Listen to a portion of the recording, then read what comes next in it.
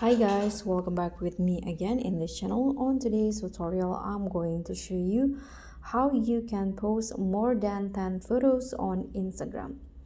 So currently or before, Instagram has its limit when you want to upload a carousel post. So 10 photos is a maximum or standard limit set by the platform, but now you can upload more than one photos, and if you want to do that, you can just follow my steps here. You can start by clicking on this plus icon at the bottom and then choose the photos that you want to post.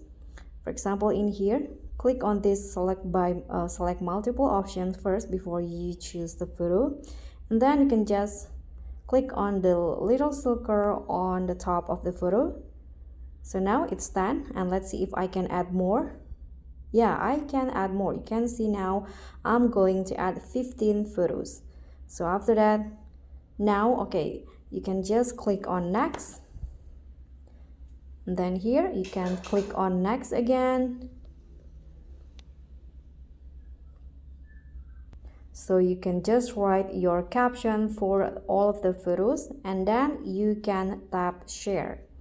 So that's how you can post more than 10 photos on Instagram. Thank you so much for watching. Don't forget to like, comment, and subscribe. Also click on thanks. Bye.